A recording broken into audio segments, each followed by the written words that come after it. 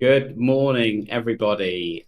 Welcome to this morning's very special NHS Recruitment Transformation webinar. I am Giles. I'm going to be your host for this morning, and this webinar is being hosted by Jobtrain. More of Jobtrain in a second, but just to say, really pleased to see that so many of you signed up for this morning's session. It's been a particularly popular one. So I hope that this morning's session is one that you're going to come away from invigorated, inspired, informed, with lots of takeaways and what have you. What I'm going to do first before we get started with introductions and things is just going to check that everybody can see and hear us okay. If you could just pop something into the chat if you are on Crowdcast, and also if you're on LinkedIn as well. I'm sure that somebody like Jules is going to pitch in a second and say, yep, great, brilliant. Thank you very much. Right, we can get started. So in terms of just a quick introduction, so at Jobtrain, just to give you a little bit of history about us and who we are, we have been delivering innovative recruitment software solutions now for about 25 years. So you have been around a little while. And the reason why we're here and the reason why we're so passionate about the NHS, not least because our founder, Chris, actually works within HR and the NHS for a long time. But about 6-7 years ago, we were selected as the sole partner to deliver recruitment software across the whole of the NHS in Scotland. So we're really proud to do that, and we've had a really successful relationship north of the border, and it was quite a natural move for us to see if we can't help and support for NHS recruitment in England, and that's kind of brought us to where we are here today. So we are now very much the alternative, and there are alternatives to NHS jobs and track. We've spent a lot of time, a lot of energy in developing our solutions to really deliver and make sure that we can provide a completely seamless recruitment experience for everybody. It doesn't matter if you're a candidate, a hiring manager, or working with the HR and recruitment team. I'm Giles. I'm Director of Strategic Development here at Jobtrain. I've been working really hard with our NHS clients and with the broader NHS as well. So without any further ado, this morning's session is very much going to talk about recruitment transformation, and I am delighted to be joined by Jamie and Jay. Could I ask you both just to introduce yourselves to everybody? I'm sure that Jamie and Jay will be known to quite a few of you, but just in case you haven't met them before. I'll go first, Jay. Yeah. I'll go first then. Okay, so Jay Patel, Strategic Resourcing Manager. I head up the recruitment team at Leicestershire Partnership NHS Trust. And I'm Jamie Coates. I'm Head of People for Resource and Retention at the Princess Alexandra Hospital, and we're based in Harlow. So I look after resourcing and temporary staffing, as well as a bit of retention. Brilliant. Excellent. Now, I'm hoping for everybody's benefit here, somebody's just started drilling outside our office here, so I'm hoping that you can't hear that, but if you do, just give me a shout and I'll just switch my microphone down, because this is very much about you two and not about me. So we'll get started. So we are here this morning to talk about recruitment transformation. I guess I've got a question for you both, because the answer might be slightly different. I'll probably start with you first, Jamie. So what prompted you to consider a new approach for recruitment for the Trust? Yeah, so I'll probably give a bit of background. So we are in the middle of implementation with Jobtrain. So, but what made us decide to do a new approach? We recognised that our current system and processes were no longer reflected our ambitions as an organisation, both in a digital or candidate experience setting. Our processes are quite rigid, outdated, and not as inclusive as they can be, particularly while we're trying to recruit from our local community and into them entry level roles within the organisation. So our current platform didn't really allow us to tailor experiences by staff group. It didn't really support skills-based hiring or deliver the kind of candidate journey that we and also candidates expect in 2025. So we were looking for a system that was flexible, inclusive, and also better aligned to our people strategy and our Trust digital roadmap. Cool, thanks very much. And how about you, Jay? What prompted the change? Yeah, so ours was slightly different. So we had a significant increase in the volumes of work based on the organisation being acquired to deliver new services. And as a result, recruitment numbers shot up to record numbers.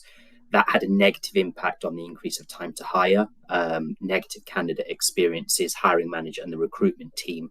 And some of the bits of feedback that we were getting were duplication of data due to multiple systems, multiple information flows, negating or having a poor candidate experience, and the lack of visibility on the process. So we did take some short-term measures, and that included adding in extra headcount into the team, looking at automating some parts of the process, but we needed a long-term sustainable solution. And the key areas of focus were reducing time to hire, improving the experience for the recruitment team, hiring managers and candidates. It had automation built into it, and it was a unified, flexible system that would be fit for the future. So you were both working across different systems or processes, or probably spreadsheets as well beforehand. Is that right? Yeah, so I think we were building, so especially in our organisation, we were building things outside of the system to make things easier. For example, we developed our own e-form through MS Forms for people to complete their new starter forms, but then obviously that doesn't automatically feed into systems. So that is another key driver, as well as actually not having to build things outside to make things work. So yeah. Similar here in terms of we had e-forms, we had like using WeTransfer, we had our own in-house Microsoft Access database that would tackle some of the contract and the onboarding side. So it was just, I think we added up about 10 or 12 different systems just to do recruitment checks. And as you can imagine, multiple points of data entry and just not talking to each other, leading to inefficiencies. That's a lot. And I have to say that I've seen, since we've got involved within the NHS and recruitment, we've seen a lot of very creative systems and ways of managing different parts of the recruitment process.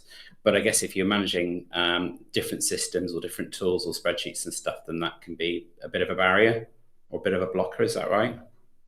Yeah, and it's also around, and Jay just mentioned it about data input. So if you're looking across various systems, we don't have the automation where it will just kind of lift and shift into ESR. So, it is prone for errors and things like that. And also, actually, things taking longer. So a big part of it was integration with the systems that we use. So for our ID check-in, we use Trust ID. And actually, at the moment, what will happen is, offer letters get sent out, then the team have to send a link out, then we have to download, upload, and all of that, and that then increases the time. So you need to wait for a human to then enter that onto a system, which is why we're looking for things that are more integrated with other systems that we use. And to add to what Jamie said, I think the other part that we saw was when you have new starters coming into the team that have got to learn a lot of systems, it's really hard to understand, okay, when do I step off this system onto system B? And then what do I need to do in terms of data entry? So it was really hard for new starters to get up to speed with multiple systems as compared to now, which is a lot quicker, a lot easier. Yeah. So I guess in summary, you both had a vision for how you wanted recruitment to be managed. You certainly had a vision for how you wanted to improve the experience for everybody that was involved in the recruitment process. But you could quite easily see the barriers in terms of too many potential points of failure or at least delay between working across different systems to manage a recruitment process end to end. Is that fair? Yeah. So with that in mind, Jay, sort of what strategic metrics were you tracking sort of before you implemented a new way of doing recruitment, and then after in this case, after you'd implemented Jobtrain? Yeah, so a couple of metrics. So the key one being time to recruit and the time to do the entire process and the time for recruitment checks to happen. Alongside that, we were tracking metrics for hiring manager, candidate and recruitment team satisfaction, both through surveys and also regular listening events to get that qualitative feedback as well around how does the process feel. Alongside that, agency spend was a key factor and a key driver across not just our organisation, but NHS organisations across the country, and our vacancy rate as well due to the increase that we had. So those were the four things that we were tracking. How about you, Jamie? I mean, obviously you're not post-implementation yet. So in terms of just to position this a little bit, Jamie sort of a bit more than midway through the implementation with Jobtrain. I think you're actually getting to the point now where you're doing sort of review and sign off sort of towards the end of this week, aren't you?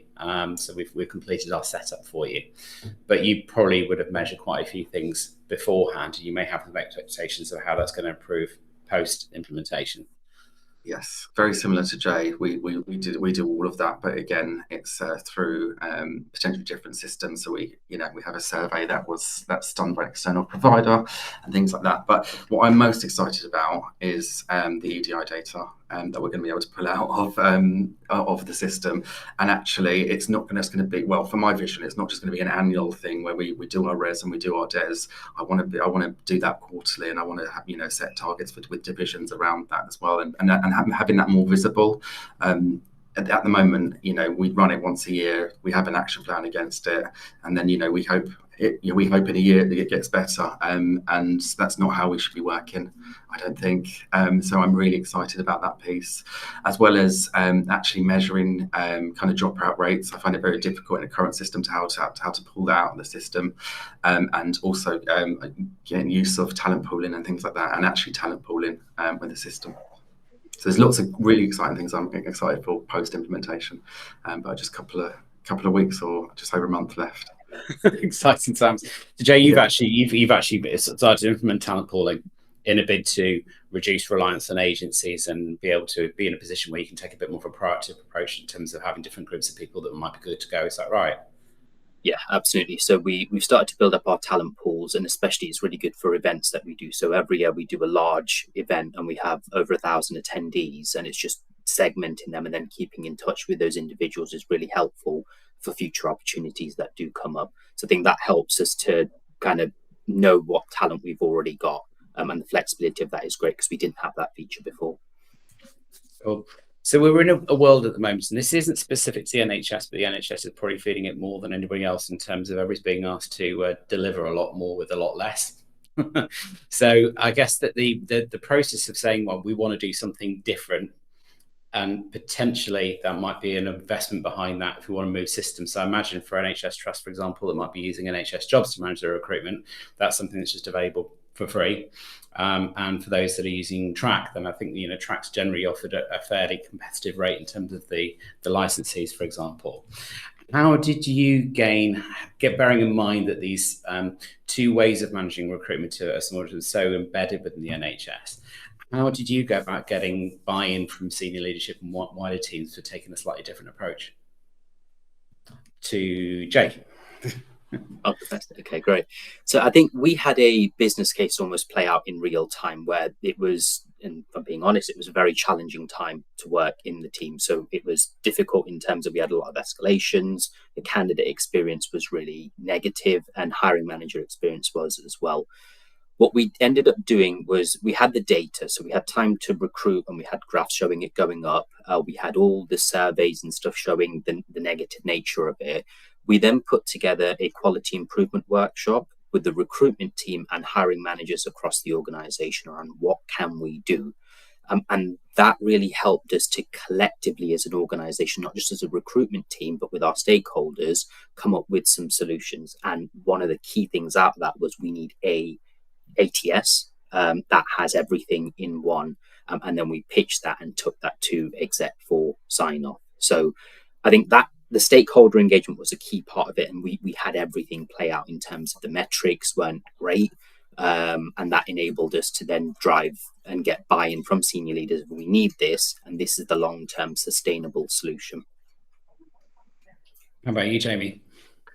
So we were in a sort of slightly different position because we do have an ATS, I think, and actually. Can say this. There's additional add-ons that we have on our contract, which actually obviously bumps up the price. So our current system provider supports us with offer sending and kind of interview setup and all of that sort of stuff. So we are going to be bringing that back in house. But what was one thing I was clear on is that although we'll bring that back in house, I don't want it to be as admin heavy as it previously was. Because we initially did it all within the recruitment team, and then it went out, and now we're bringing it back in. So the system had to be more intuitive.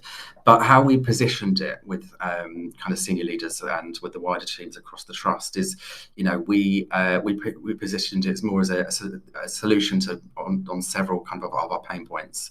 So kind of ineffective processes, limited visibility, and kind of poor hiring manager and candidate experience, while also aligning it to kind of our trust strategic priorities. So that's our trust strategy, our digital strategy, and it also aligns with the NHS long-term workforce plan, us as an organisation being an anchor organisation for our local community, and also, is nationally reducing agency expenditure and temporary usage. So similar to Jay, I ran some engagement sessions, or some structured engagement sessions with our people team initially, and then extended that out to divisionals, finance, procurement, our ICB colleagues, our IT, IG, and all of them users are now helping us shape the current state of what the new program, the new platform is going to be. So it's about selling the story. So really, what is the benefits that you're going to realise from this, and what are the and there is lots of data you can pull out from different parts of the process of dropout rates, how many times you get re-advertised, and all of them sort of things. And actually, it makes a big case. It did in ours. It's not dissimilar from any other sector looking to buy tech. It's identifying what the particular points of pain or what are the problems that we've got to solve. How does this project or the goals of this project align to the strategic objectives of the organisation? Getting all the right people in the room quite early on and aligned, and not catching anybody out further on down the process. We say, oh, hang on a second, what's this that you're looking to buy? And, what's going on? And why haven't I been consulted? And why don't I know anything about it? So I think you do all that up front, and definitely knowing your numbers. I know that can be sometimes a bit of a challenge around reporting, but at least you have your basic sort of baseline measurements in terms of things like time to hire, ED&I, that kind of stuff. And I think you, Jay, you'd already got quite a lot of data in terms of the experience of the different user groups. So that's candidates, hiring managers, and recruiters. So that somewhat gives you your base point. And I think there was some opportunities for improvement, should I say? Is that fair? Yes, significant opportunities, and we'll talk to some of them and how they've materialized shortly. But I think it's important that there's qualitative and quantitative data, so that the numbers then match the narrative. It matches the stories that people are saying on the ground, and they're tied in, because numbers are great, but it's the how do people feel about a process, and what impact does it have on them? And I think that was key of getting both of those elements together for us. Definitely. I'm just going to pause at this point. I don't know if we've seen, so we're running 2 polls at the moment within this session for those of you that are joining us on Crowdcast. If you just go to the right hand side, there's a menu bar. Do get involved, because we've got some data coming through already, which is probably interesting. So the first question that we're asking in the poll is, which recruitment transformation is your top priority? And at the moment, there is a really clear front runner, and that is reducing time to hire. So clearly, that's a big point of pain. And funny enough, improving candidate experience. This is already aligning with the goals that you both had at the outset of these projects as well. Cutting spend is in there as well, but reducing time to hire is definitely winning. It's great people are getting involved now. Thank you. These numbers are ticking up. So we're already about 70% of people in this session want to look at reducing time to hire. And then if you look at the second question we've got within there, what's your biggest barrier to transforming recruitment in your trust? So right now, the front runner is, no surprise here, budget. So we've just touched on this a little bit. We maybe might dig into that a little bit more. And then lack of digital tools or an outdated recruitment system or ATS. So those things seem to be things that are coming through. Any thoughts from either of you on these poll results and what you're seeing? Jamie, I'll go to you first. So yes, budget is a big one. So we had to try and we had to use sort of tools in our toolbox to try and make sure that was all okay. But yeah, so what I've done, or what I'm doing within our organisation, is making sure that I'm bringing the managers along with us in the journey. So I've held some workshops on how we're going to redesign the application process and all of that sort of stuff. But yeah. How about you, Jay? Anything that stands out for you? Or Yeah, was I this think just familiar with what you would have expected? Yeah, I think budget's an interesting one, and some of the metrics that I'll talk to in a sec is just how we've helped position it. So we've had, for example, cost savings that have offset the cost of the product that we've now been able to demonstrate in real time.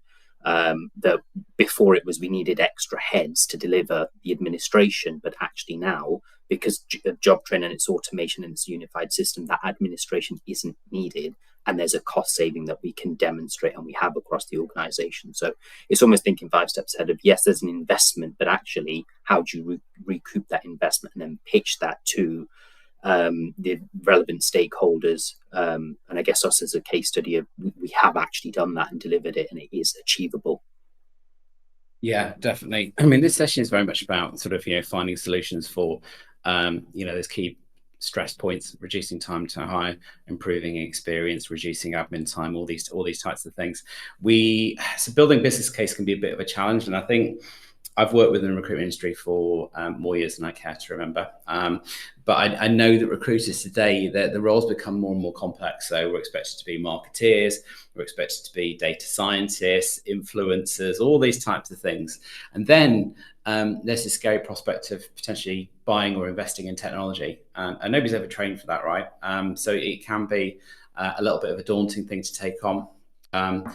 One of the things we do at Jobtrain across the whole of our customer base is always trying to help sort of reduce any points of friction around that and help inform people a little bit. So you'll notice if you're on Crowdcast, there's a little button at the bottom, which is kind of a bit of a blueprint for how you might go about building a business case for investing in recruitment technology. Jamie, I've shamelessly stolen some aspects of your brilliant business case that you got approved at Princess Alexandra. So I haven't referenced you specifically, but there's a little bit of plagiarism in there. But it was a business case that was really well put together and obviously delivered in terms of the outcome was you got the investment that you needed in order to effect some recruitment transformations. So that was good. From a return on investment perspective, there's so many different measurements and elements that can contribute to return on investment. You've got your big ones, things like empty chair or saving in admin time or headcount and all these types of things. And obviously agency spend is a big one, but there's a lot of factors to consider within that. So we have, and happy to send out afterwards, we've actually got a return on investment calculator, which can help a little bit. So all you can do is you just punch in where you are now in terms of time taken for different tasks or investment for different areas within the recruitment. And then it'll give you an idea about how much you can expect to save in terms of recruitment teams' time, clinicians' time, but also actually, cashable savings as well. So if that's of any help or of any interest, then do let us know. I think we might have. I mean, on that point, because I just wanted to say, because obviously, I know I'm happy to share my business case with anyone that's kind of interested, but there was massive support from the Jobtrain team in developing that to make it to get it to where it was. So just thanks to the team at Jobtrain. That's all right. I can see we've got a question there from Kelly. Is DBS integrated or do you need another contract for eDBS? Do you want me to answer that one? Or you... So that was one of my key ones was I couldn't implement a new system and then have systems outside of it. So luckily, working with Jobtrain, they're actually integrating with Trust ID, and Trust ID will pick up the DBS element, is what I understand. So the ID verification will be sent out from the system, and then obviously then follow through with the DBS application. So yeah, that's absolutely right. I think Trust ID work probably across about 120 trusts at the moment for ID verification, pre-employment checks.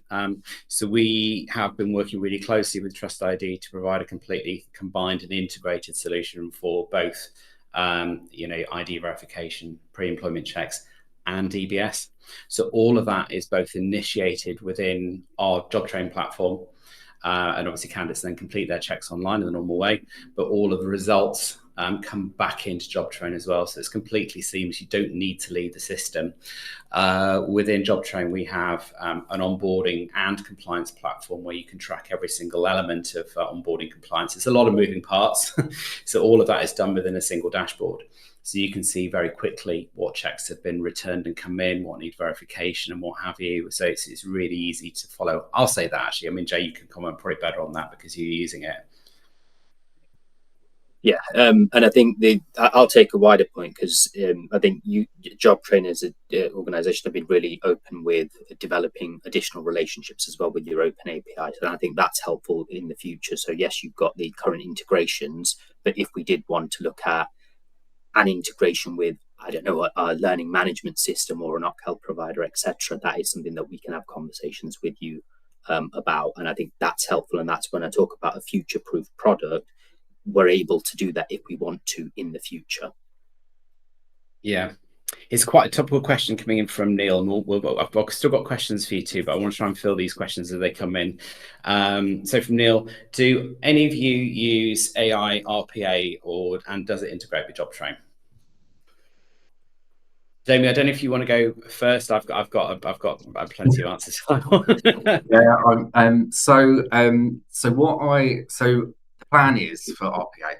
So I had initially started it with the current system, and what I realised is actually we were changing system then, and actually, do I need to build? That was the thing that I spoke about earlier. But do I need to build all these processes outside of a system to make it better? So the plan is, once we implement. I know that the ESR integration is a lot stronger with Jobtrain, and then we'll see what else do we need to build in our RPA. So we do have that team within our organisation. But the big one that I am looking at the moment is AI. So I am working with an external company on AI assisted shortlisting. So we have run a pilot around that, and the results have been really outstanding, really, from what's come through. But the plan is then, like Jay said, to speak to Jobtrain and see how that could potentially be integrated, or how that would potentially look going forward. But that's the big ticket one for me. That's hopefully next year. So yeah. Any comments from you, Jay, before I weigh in on that one? Yeah.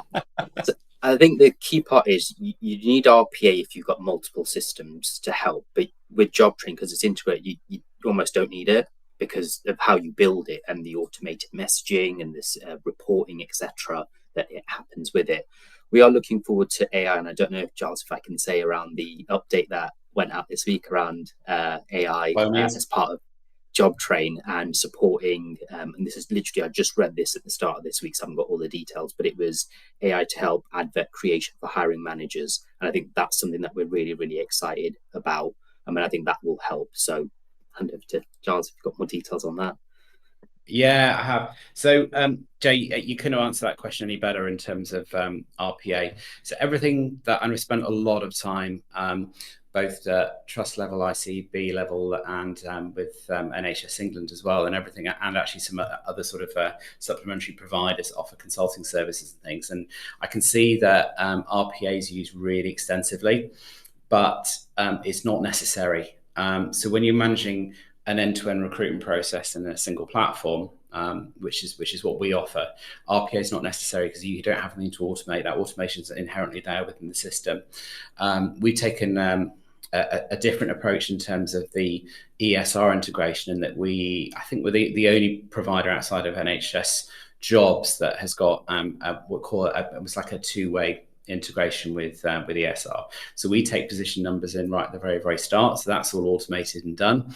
There's an area we can check all of that, and then we push data out. But it's almost like a real-time integration with ESR. So you're getting feedback all the time in terms of how that's working. So end to end, there's no automations required there.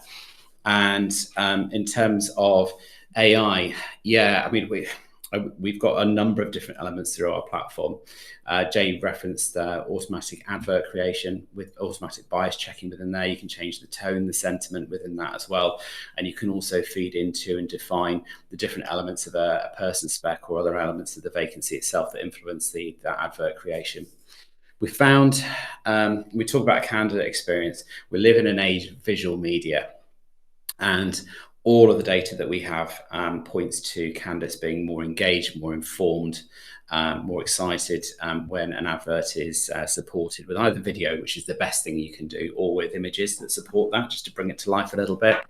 We found that a lot of our customers really struggle with creating images, so we have an automated image creator as well that can support with building out content in your career sites. Because Jobtrain, we have a career site builder, so you can build your wonderful career sites, landing pages for different campaigns, all this kind of stuff. And we can also automatically generate suggested assessment questions at the point of creating a new vacancy, or just generally within Jobtrain. And we use AI for that, because it'll look at the person spec, it'll look at the organizational values, behaviors, that kind of thing that you're looking to measure against, and then suggest assessment questions that you can then build into the application process, or actually any other part of the hiring process. But we are huge fans. We've seen a huge uptick in the usage of, candidates using AI as part of their application process. So where there's a personal statement or an open-ended text box or what have you, it's very easy for candidates to simply copy and paste into ChatGPT and stick their responses in. And then, surprise, surprise, you end up with maybe 30-40% of your candidate responses all saying exactly the same answer to the same question. So that's a problem, and it's a challenge, and it's difficult to objectively assess anyway. So we are big fans of actually using scored questionnaires, either based on skills, competencies, values, or a combination of all of those as part of the application process, and then that automatically scores the application. So even if you're dealing with high volumes, you've got a score against every single applicant, and it gives you an idea and allows you to apply almost like the 80-20 principle. So you're focusing 80% of your valuable time on the top 20% of candidates, but making sure that everybody else that perhaps hasn't been successful gets that feedback really quickly. And then you have a good experience of having applied to your organization, because employer brand's really important, right? And so is the candidate experience, but it also reduces that time to apply. So we tend to split the application process into two parts. So you have a really nice, simple, easy to complete on a mobile phone first stage application, possibly with some assessment questions, and then all of the compliance information you like, so full work history without gaps and all those kinds of things, is something you can ask at a later stage of the recruitment process, and that really helps with both candidate experience but also conversions as well. And finally, around integration, we integrate with lots of systems. We have quite a big marketplace, about 50 different systems that we integrate with, but we also do have an API to integrate with other systems as well. So Jobtrain plays quite nicely with third-party systems where we need to. Got a question from Stella here. Can you expand on the Jobtrain integration with NHS Jobs? We've had an integration to NHS Jobs, Stella, for quite a few years now. So in essence, when you at the point of vacancy creation, you can post directly out to NHS Jobs. And offline can give you a lot more information about our ESR integration, but ultimately it's almost like a 360 integration. So you can, when you create a post on the ESR, it comes into Jobtrain, and then we can push full candidate information back out. So we've worked really hard to make sure that's as seamless and as much in real time as possible. And happy to talk to you offline about other systems as well. Yeah, no problem. So without further ado, should we move on? So obviously, Jay and Jamie, you're at slightly different points. Jay, you've been live with Jobtrain for a year now. Yeah. And I might ask for Laura's help a little bit here. So I've got Laura from my marketing team in the background here with some stats and what have you. But Jay, what were the top sort of measurable wins post-implementation that you've seen? I think there's been a few. Yes, absolutely. And there'll be some stats that come up in a sec. But one of the key areas was our time to recruit was one of the key objectives of why we got Jobtrain, and that reduced by 40%, and that is continuing to reduce. One thing that we've seen is Jobtrain has helped us to build resilience into the team. So over the winter period, we had a period of unavailability in the team where we had quite a few people off, but that still enabled us to be resilient as a team and not have that shoot up. But time to reduce 40%, recruit 40% reduction. Cost savings as well have come into this. So we've reduced the admin that was required in legacy process. Admin staff were needed to help input data. Jobtrain removes that need. And we've also not backfilled levers that we've had in the team. So overall, we've got an annual saving of around 90k, and that includes the cost savings that I talked about, but also we put a monetary value on the time saving that it brings about. So some of the time savings that are in here as well. So talking through one of them, so our contract production process, for example, it's now 28 hours per month quicker than the legacy process was. And if you add that up, and especially if you have large volumes, that makes a big difference on the ground. And that 50% reduction in admin time is related to administering the legacy vacancy control process compared to now, which is a significant reduction as well. Attached to that, just because it's on the screen, but we trained 500 hiring managers in the space of 3 weeks. And the rating for that training was 4.5 out of 5. And I think that was over around 5 or 6 sessions that we delivered.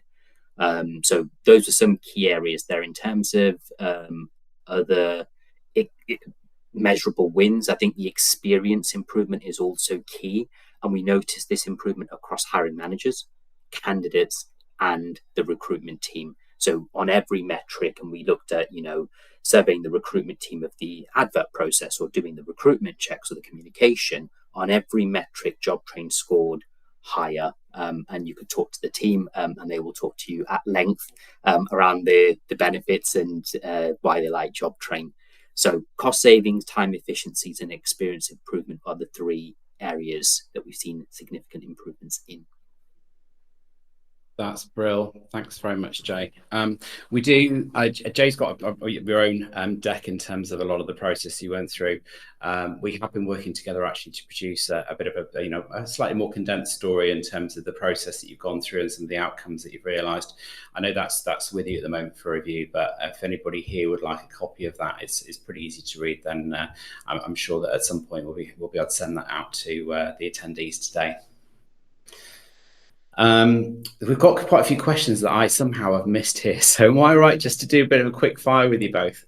The first one I'm going to answer is, will there be a demo of the system in this session? No, there won't be. However, Amanda, 2 things: that we can send out a very quick video overview, but we have a plan. If there's a desire here for people to see Jobtrain in action, then we'll probably look to run some more live sessions where you can answer questions as we go through, so that you can basically book in on one of those sessions, and then we can run some live demos for anybody that's interested in seeing exactly how this works specifically for the NHS. The next question from Amy was, how does this system differ to Track? So this is going to be one for Jamie. It's completely different. So it's completely customizable, and I think that's the main thing. So if I just give you an example, I am, our application process have always been very rigid, and I think that was always come from kind of the NHS Jobs days, but when they moved to Track and all of that sort of stuff. So we're still stuck in the time where you have your supporting statement, and that's, we don't really tell people exactly what to put in there, but, then we have to make a judgment when we come to shortlisting. So part of this, our system implementation is I'm completely customizing the application process by staff group and banding, and aligning that to the NHS national job profiles. So that we're looking for the skills, we're looking for the experience per grade, per staff group. So there's that piece. The data piece is completely amazing. I think that was another thing that sold it for me. I can't wait to start getting these reports out. You build the report yourself, or Jobtrain can support you. You can get that emailed to you every day at a certain time, all of that sort of stuff. And so I'm really excited about that, because I have a lot of my team specifically during the week building reports, sending them to managers, asking them, why are you taking so long doing this at X, Y, and Z? And that time is going to be a massive time saving for us. As well as like Jay said, he's saved a lot of time already within his team. That's what we are looking for. I say with the current system, it's kind of, we're pushing buttons to get candidates through a process. Whereas this process won't be that, so it won't be as administratively heavy for our hiring teams or our recruitment teams, and that is one of the big pluses. There's lots of pluses, but that's a couple of that spring to mind. Dave, from your perspective, having moved away from NHS Jobs, how does Jobtrain differ to NHS Jobs? I think the key part is what Jamie touched on. It's the flexibility and customization. So if we wanted to change something, we can. We had feedback on one. We were split into directorates or business areas. Was like, can we have our own bespoke vacancy approval process? And it's like, yep, and I can build that myself. We've got feedback from the organisation around pushing out more stuff around reasonable adjustments throughout the process, and that feedback came. And in real time, as I was on the call, I could amend the messaging and signposting if we wanted. So that flexibility and that future proofing, I think, is key. The other part is the features that always come up and the improvements to the system. So, for example, right now we're working on the redeployment module and how that looks to help us tackle the current situation that we've got. So, flexibility, customization, and the future-proof nature of Jobtrain are key. Got one other example, actually, which is probably quite topical for everyone. So, if that's all right. Obviously, nationally now we need to report our time to hire. So that goes into our PWR. And we are allowed to exclude international newly qualified and all of them from that. The way that the system is built for our trust, I can't easily pull that data out of track. I can't remove them without reconfiguring the system, and that it will be quite a lengthy process. With this, I'm working with it with Jobtrain during implementation, but I should be able to just click exclude, and that report will be a lot easier and simpler for us to report nationally. There's a massive drive to reduce our time to hire, and the figures that I'm sending at the moment aren't reflective of actually what we're doing. So I know a couple of instances within organisations within our ICB that are in the same position as us, and then we're being meeting with our kind of regional teams and saying what are you doing to reduce it down. And actually, I'm the narrative is not reflective of, because I can't remove it at the moment, and there's no point doing it for a moving system. So yeah. I think you said it best yourselves. I think the key differences that we're seeing is that there's a lot of flexibility within our platform. So about 90% of the setup work or configuration that we do work with a new customer is actually available to users, albeit people with the right permissions. So if you want to create any number of different application forms, you can do that and configure that yourself, and you can have different application forms for every type of role you recruit for, rather than sort of one size fits all. There's no charges for that. It's something we can support you with, or something you can do yourself. Same with assessment forms. Same with managing all the onboarding components. And Jamie, you're right. From a reporting perspective, we deliver all our solutions with a whole raft of sort of pre-configured dashboards and reporting. But we have a really flexible business intelligence and report builder platform as well. So you can actually configure all your own reports. We do have standard res and des reporting and NHSE time to hire reports, which is a standard within our platform. But you can create and have any kind of number of reports that you might want to have within it. We do have sort of fairly high level comparison sheet between Track and Jobtrain. So if you're interested in that, we can probably, I hope I'm going to ask Laura and Alex behind the scenes to perhaps post a link into that within here. There was a question as well about the ROI calculator. We're happy to send that out after this session. It's available on our website. I think it's actually due to go live today. So that's quite a new one because we've just adapted it a little bit. Question here from Zoe. If you don't use Trust ID, is there another way to do the DBS within Jobtrain? Trust is happy to see the original ID is Jobtrain, a counter signatory. We're not a counter signatory. We do, and I think this probably answers another question further down, is that we work with the likes of First Advantage and Trust ID, and they are the counter signatories rather than us doing that. Always happy to look at additional integrations. I would say that the Trust ID one is really nice because it's so seamless and it's inherently baked into and built into our onboarding and compliance platform, so you can track everything in one place. So that's kind of the key benefit there.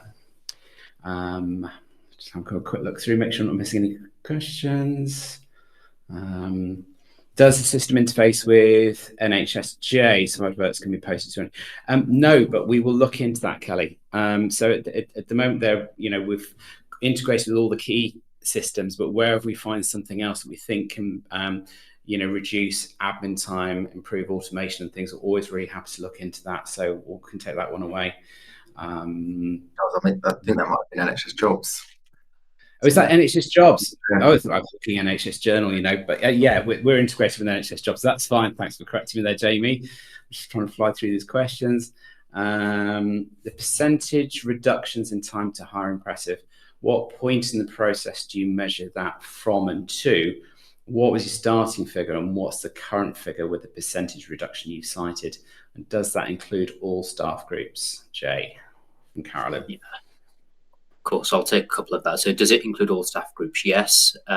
Percentage. So the starting point is when a manager tells us that they're ready for us to start the recruitment checks. They made the verbal offer. They then change the status on Jobtrain. It comes over to my team, who then start the process. The end is once the compliance checks have all been completed, and we then tell the hiring manager to reach out to the candidate to agree a start date. So that's the start and stop of the clock. I guess at our most challenging, the figure that we had was around 60 days or so. The one that what we currently got to is within our service level agreement of 36 days, but in the last few months we've actually got down to sub 30, so around 29 days. So the stats I sent over to Charles can be improved given where we've got to the last few months. So yeah, I hope that helps answer all parts of that question. Yeah, I think so. Yeah. Okay. So what I want to touch on is also user experience. So we talked about candidate experience a little bit and how that's been improved, but perhaps can be a little bit more specific in terms of what the candidate journey looks like now and how that differs from what it was like before. And also I know sometimes when you're implementing a new system or even implementing a new process, the other users, so those outside the recruitment team, such as sometimes might be HR or quite often hiring managers, how have you managed to engage with them? What has the response been across the board? And how have you ensured that they've been engaged and actually interested and excited by a new system, as opposed to thinking, oh, here's something else I've got to learn how to use? Because I know that can sometimes be, because hiring managers aren't necessarily recruiting every single day. And clinicians' time is incredibly valuable. So if you could talk us through sort of the process you've gone through and what the response and reaction and feedback has been, that would be really helpful. You want to go, Jamie? You want to go first, Jamie? So initially, this is before we kind of signed contracts and things. I did a call out to divisions asking for recruitment leads or to be nominated recruitment leads to come through and have a demo of the system. So that was the pre-bit. The second bit, I went out to all managers and I said, help us shape our new recruitment system. And this was post kind of contract signing. I was actually really impressed with the amount of people that were interested and wanted to come and do a session. So that was a really, really positive. So I think in the end I had around 50 or 60 people that nominated themselves that wanted to come through. And that's when we did the application design process. So we did a workshop on and making sure that because like I said, I'm going to do staff group specific and grade specific application forms. So that was him helping design it along the way. But I'm keeping that kind of cohort of people for anything else that comes up in implementation, and also the kind of demoing now that the system's been built. So that's the plan, to keep them engaged throughout the whole of the process. So because we know, I wasn't here when it was implemented last time, but we know that the engagement probably wasn't where it should have been when we last implemented. So that's a really key objective for this implementation, and making sure that people have a voice on what's being built and what people will be using to recruit people going forward. Well, thanks, Jay. Perfect. So I think our started as part of the business case that played out. So stakeholders were involved of, this is the problem, this is our current situation, this is what we don't like and what we'd like to change. And then we got them involved as part of user acceptance testing when we were involved in the implementation of Jobtrain. So they got to play in the demo environment of, how do you load an advert up? How do you shortlist? How do you interview? And we used their feedback to then improve the process. So there was always involvement throughout. And then when we went live with the system, I think what we did is create demand by having limited training sessions that were available. So didn't do them for like 3 months. We had them for, I think, it was open for about 4-6 weeks or so. But we also used that to cater to different learning styles. So we did live sessions, we did recorded sessions over MS Teams. We did very many step-by-step user guides of hundreds of pages with loads of screenshots to help individuals who like to see as they work through, and offered process flow documents and optional Q&A sessions. So it was catering to support individuals. And I think that's why we had so many managers that signed up for training so quickly, so 500 in 3 weeks, and the rating was 4.5 out of 5. Overall, I think the words that they've used to describe the process have been improved, easy, visibility, and time reduction. And what we are doing is getting their continuous feedback through the recruitment team. Go to monthly workforce meetings, which I'm sure may exist in other organizations as well. And we use that as opportunities to get feedback and then bring about changes, and then doing a you say we did. So we had some feedback around can they have more guidance on the shortlisting and interviewing process? So we looked at the guides, we enhanced them, took it back and said, you asked, and this is what we did. Are you happy with it? And we continue to do that. And again, the customization and flexibility of Jobtrain allows us to do that. Hear the feedback, change it, go back and tell them what we've done. Brilliant. Thanks very much. And I think, yeah, you're right, Jay. I think when it comes to hiring managers, it's about setting the scene way ahead of time so people know there's a change coming, what that change is. Everybody's learning styles are slightly different as well. So having that blend of, some people will want to get involved in a really detailed user guide. Some will just want to see an overview video. Some might actually just want to call in and speak to a member of the support team. So within Jobtrain, we provide online support, but also telephone support. So it doesn't matter if you're a candidate, a hiring manager, or in the recruitment team, you can actually speak to a human, and we're there to sort of help in that sense. So, I think that blended approach kind of helps a little bit, coupled with it being almost a process of continuous improvement. So as Jay said, just being flexible. The implementation of a piece of recruitment technology is not something that should be held in aspic. It should be something that is dynamic. I think Jamie, you and I were having this conversation yesterday. It's just because you go live with a certain setup of it, you're going to learn lots as you go through. Your own wants, needs, demands, reactions to changes, demand that a recruitment system should be able to be flexible enough to be actually be configured in slightly different ways. And actually your own sophistication is going to improve as well. So as you do that, then again, the system needs to be able to continually be updated and innovated to support those changes. So, you both work with Jill within the Jobtrain team. So it's Jill as a success manager is designed specifically to support our clients, and especially the NHS clients, with continuous improvement, success, all those types of things. So, the support's there if you need it. I know I've got some more questions coming through as well. I'm just trying to make sure I'm keeping on top of them all. There's a couple more questions around time to hire. Do you manage time to hire in average or median? From Claire. So it's average is what we measure. Yeah. Are any outliers removed from this data for time to hire? No. No. This is a question on the LinkedIn screen from Martin. Is Jobtrain able to integrate with multiple ESRs? Yes, it is. We've done all that work. And so, for example, if you were looking at a regional recruitment solution where you had multiple trusts within, let's say, one instance of Jobtrain, we can integrate with multiple instances of ESR. So we've done all that work already. So yeah, that's available right now. So we can support regional solutions as well as individual trust solutions. I'm going to ask Alex Laura here. I've probably got some more. I've got some more questions here. It's like, can we integrate with OC Health systems? Yes, we can. James sort of tentatively nodding there. I've been mindful of the fact that the OC Health systems themselves sometimes charge an awful lot of money for integrating with third-party systems, but yeah, we absolutely can. Jobtrain is set up to integrate with third-party systems seamlessly like that. Are we working on integration with Track Jobs? No, we're not. In the nicest possible way. Jobtrain almost exists within the NHS as a competitor to Track Systems, so it's quite unlikely they'll probably want us to integrate with them for their job board, but we actually have got our own.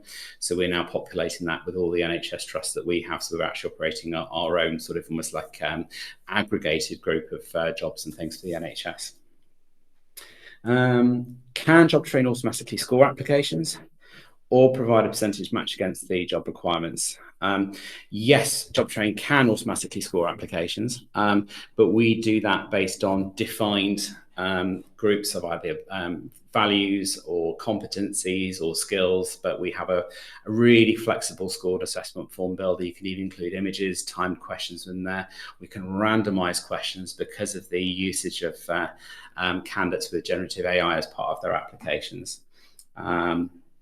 Does Jobtrain have the capability to detect or flag these, or at least help us assess the authenticity more effectively? So whilst there are tools out there that can do that, we don't tend to employ them within Jobtrain because we're encouraging people to move away from personal statements, cover letters, open-ended text boxes, and actually, as part of delivering a more streamlined candidate experience by using things like really simple score questionnaires with no more than 10 questions. That can be done really easily on a mobile. It can be completed in a fraction of the time it takes to complete, a full application form. So we're far more a fan of having more objective metrics that are scored in that sense.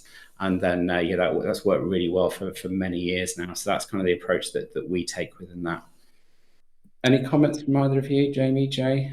I might just come in on that point as well, because in my sessions with the hiring managers, I've been really clear with them because obviously we are removing the supporting statement, but I've said I want quality over quantity, and I think I did a review of how many applications I think we had over a 3-month period for healthcare support workers.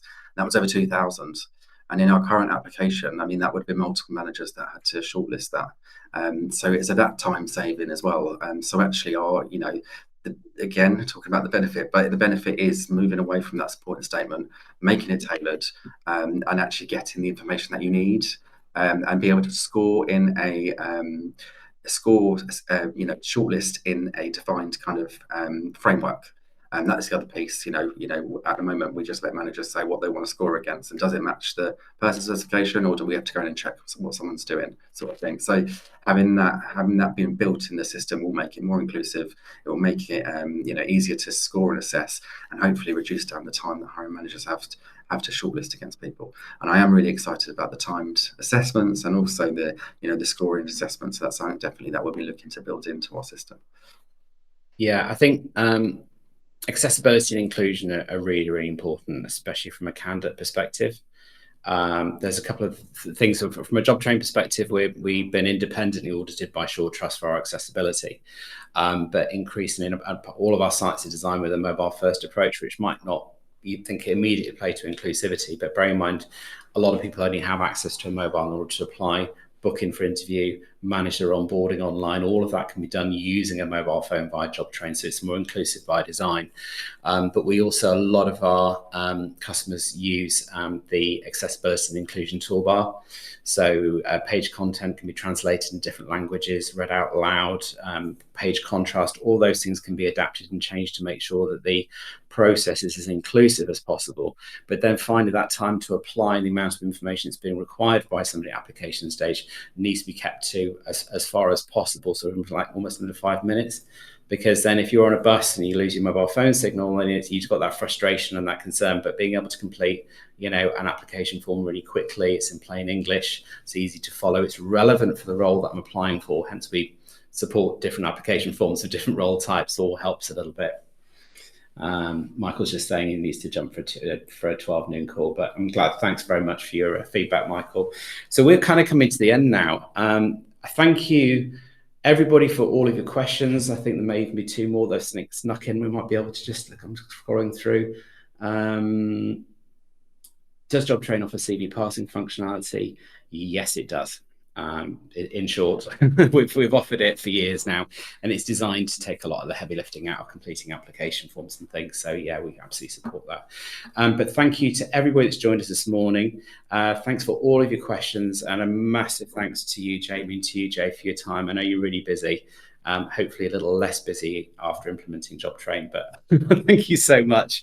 I think there's quite a few questions. We'll follow up with everybody that joined the session this morning with bits and pieces, whether it's things like comparison sheets, ROI calculators, a little bit more information. We've got a little bit of a guide around AI and applications and how to combat that. bunch of stuff, so we'll send some things out afterwards. But thank you everybody for your time this morning, and hope to see you again soon.